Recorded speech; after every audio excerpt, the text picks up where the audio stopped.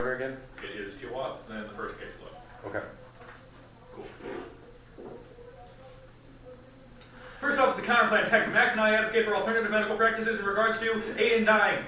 Referring to the terminally ill as seeking suicide through physician assistance is perjury of UMKC 13. The term assisted suicide is inaccurate advice and perjury of organizations that have adopted aid in dying. The term assisted suicide is inappropriate when discussing the choice to seek medication that he or she can consume to bring about death. The importance of public health and using accurate language. Patients who can choose aid in dying do not consider that they are committing suicide. Find this suggestion deeply offensive. All I'm asking for is choice of power. I doubt a terminally ill patient that adds insult to injury. Dying patients who choose aid in dying want to live, but they derive great comfort knowing they have the option of words matter. Now, rhetoric in the context of aid in dying is key. We need an authentic relationship with the patient. Henning and Nineberg describes the rhetorical debate which occurs when social practices no longer sit in material conditions in which they are situated. Advances in medical technology and aid in dying, such a transformed practice for medicine cannot keep people alive in extreme states of incompetence, pain, and suffering. Trapped in a world of ventilators, medical bills, soil, linen, interpersonal collapse, and irretrievable loss. Many patients prefer death when problems arise. The publics are highly motivated to argue about them, for this is the way they participate in constructing potential life scripts. Thus, it is not really literature, but rather literature's rhetorical dimension as well as rhetoric and talent that offers us equipment for dying. We experience our situations as drama, encountering the world as a thought-like environment in which we must forge and act the script, which is our life. These plot options can be legislated or simply social norms. Basic model of living is given to us constitutionally in the themes that underlie the discursive mythology of our tribe. We play with our normative constitutions to generate behavior suited to every unique circumstance. It can occur for some people who have heard the world of medically talent, but there are no plots which effectively navigate personal rhetorical activity as evidence from the topic, which consequently engages in vigorous discourse and producing a motivational vocabulary that meets its needs. Next off is the criticism. The one he sees appeal through the power of intentional language, the notion that the ballot itself has political force lies into a mode of magical thinking that overinvests the self-liberating power of thought and language. Their farcical notion that an ballot can do anything to reconfigure the material relations of power entrenches their resistance within the regressive narcissism of bourgeois consciousness. Cloud and gun in 10. Globalization and capitalism has led to a dramatic intensification of appeals to enchantment. Such ideology explodes in occultism. As human beings, academics are just as susceptible to magical thinking as everyone else. We've been particularly prone to a philosophical belief in what we term magical voluntarism, that human agency is better understood as the ability to control a given phenomenon through the proper manipulation of thoughts and symbols. Magical voluntarism refuses to acknowledge that there is a limit to the efficacy of symbolic action. We are particularly alarmed by the suggestion that even in situations such as imprisonment or genocide, agents have choices about how to perceive the conditions of their agency. The idea that one can choose an agentic orientation not only ignores 2 decades of resource but tacitly promotes a belief in wish fulfillment through visualization and the imagination, as well as commitment to radical individualism and autonomy. Now, advancing the speech act for social change in the context of a competitive activity is the ultimate self-containment. This commodifies the speech act and renders it within the political economy of the ballot, where the liberation becomes exchanged for a win. This devalues their politics and makes its success dependent upon the juridical formation of the debate space. James 3. Expectation for unquestioning obedience to managerial elites are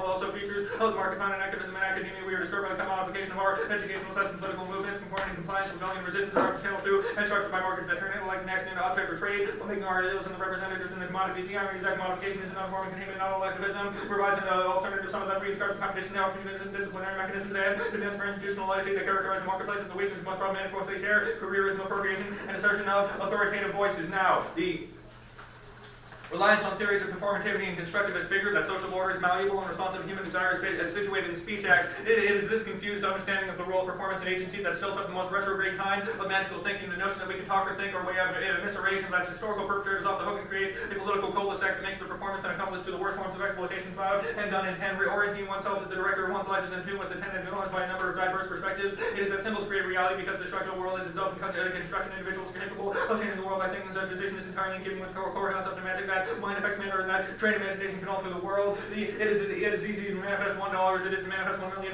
It is important indeed how the consequences are outcome of choosing magical voluntarism. Something the offensiveness is such a protective on imprisonment and genocide. The outcome of adopting this ontological view is narcissistic complacency, even in context of famine and genocide. What you resist persists. In the face of the most brutal exploitation and oppression, letting the purveyors of inequality off the hook for their acting, 30 million to think positively in the face of their evisceration. Now, narrative challenges to edifices of privileges are scripted around static understandings of power they seek to criticize, thereby obscuring the connection between particular stories and collective social antagonisms. This erects new epistemic hierarchies and makes resistance strategies easily co-optable. Vote negative. You Wick and Sylvia 95.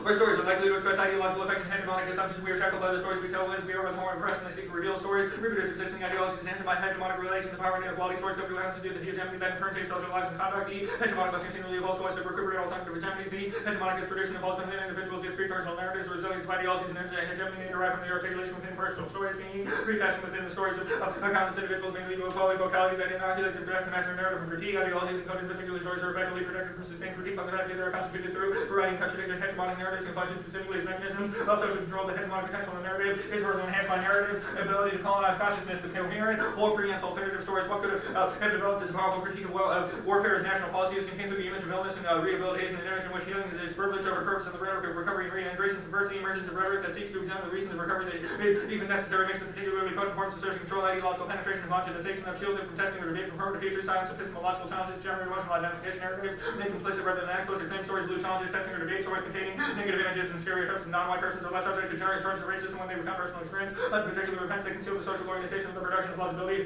Those understandings often remain unacknowledged. The unarticulated, unexamined plausibilities of the stories contain contribution to attempting by effacing the connections between particular and general. Demand for narrativity is neither unusual nor subversive. Narrative may often operate to sustain rather than subvert inequality and justice insofar as particular narrative. Subjective narratives reinforce the view of the world made up of autonomous individuals. They make hollow collective claims and solutions to social inequalities. Now, only a decision-making calculus that privileges working class life over corporatist valorization of capital can de-link economic growth from environmental destruction. Failure to articulate this political calculus results in planetary devastation. Harvey, in 5, the imposition of short-term contractual, logical, and environmental uses has disastrous consequences. Capitalist firms have discovered that increasing efficiency and improvement of environmental performance go hand-in-hand. Ever less environmental consequences and neoliberalization is so deservedly negative. The era of neoliberalism happens to be the era of the fastest mass extinction of species, and Earth's recent history further reverses the neoliberal ethic and neoliberal practices will surely prove nothing short and deadly. The failure to pay any mind to environmental consequences having deleterious effects everywhere. The rivers of highly diluted water supplies of pollen, dangerous cancer-inducing chemicals, the rapid conversion of land resources to urban use, or the great massive hydroelectric projects will add up to significant environmental problems. Neolib has a rather dismal record when it comes to exploitation of natural resources, depletion, is not weaponing many ecological systems that crash suddenly after they hit some tipping point beyond which the natural reproduction capacity cannot function. Now, the alternative is to call for a paradigm shift in social relations toward a more equitable distribution of resources. This is a decision-making framework that recognizes the material foundation for autonomy as a prerequisite to democratic communication. Briscoe is well.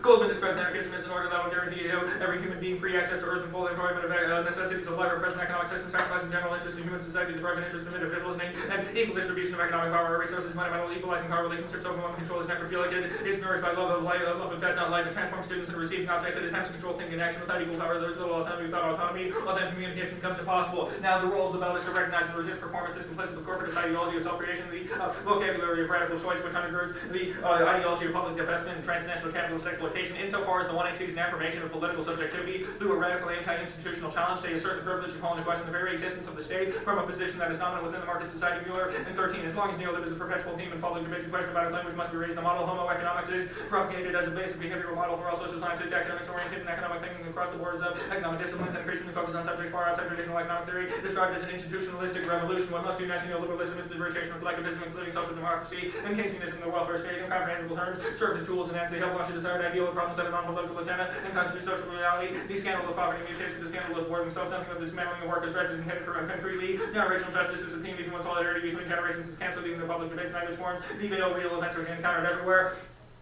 Legitimating this policy, which is inevitably connected with the reduction of diverse public services, necessitates a reversal in the definition of state political vocabulary. Neolib reflects the zeitgeist of a new generation with catchwords and created expressly for self-propagating market society. Whoever sees himself as the creator of his own must believe his status. He owes his status only to his own performance, adaptability, and creativity, not to public provisions. Neolib ideology vocabulary has concrete political and social effects, not which constitutes reality, and vice versa. Communication is action. Whoever controls the discourse also controls concrete politics. Case law.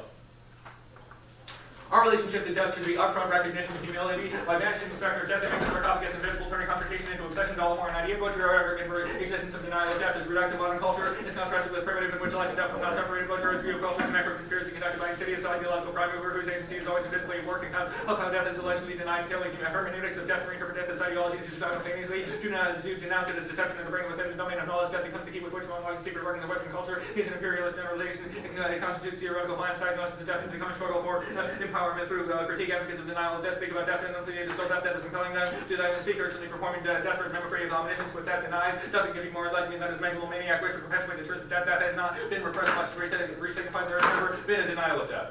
Good for context.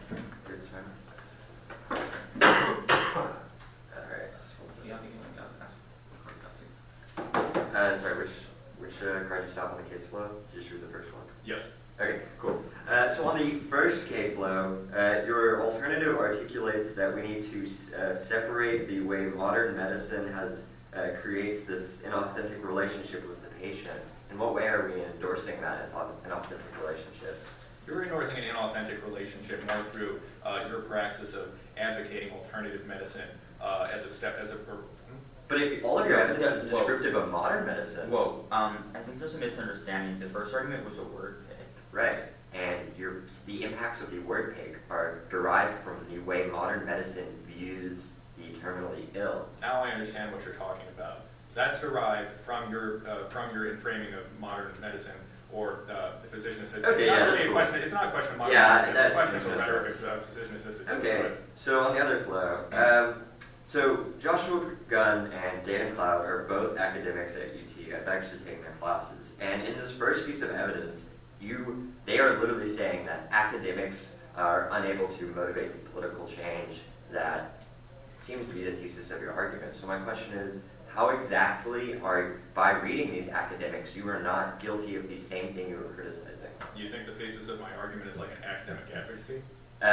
You're saying that the praxis associated with theorizing about power relationships is unable to create material change.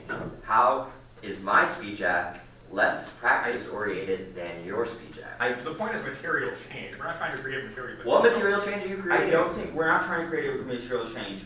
Rather, we are critiquing the 1AC as an appeal to the judge. So you make this call on the judge. What is the alternative then?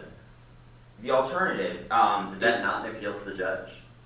I guess Do you not want the judge to vote negative? Look, you're appealing to It's the not judge about from one way. We're modification. appealing to the judge from another way. Do you want the judge to vote So negative? it's not. So I guess. Okay, it's so what does not- voting negative do? Voting negative. Can I Yeah, go ahead. get this really quick? I'm sorry. So functionally, it's not an idea that like we don't think the ballot does anything. Rather, however, we think your call for the ballot does do negative things. There's a difference between saying us getting the ballot does something good and saying you getting the ballot does something bad. Okay, so voting negative does nothing. Why not just vote after the risk of insolvency? I don't know. I There think is no risk of assault. there's a presumption argument there too. Okay, But- so how does the alternative solve the impacts of capitalism if voting negative does nothing, like you just said? Okay, like we're seriously misinterpreting what's He going on. literally just said that voting aft it's just about not voting aft, but voting negative actually has zero political. You're taking this a little bit further than Max's definition.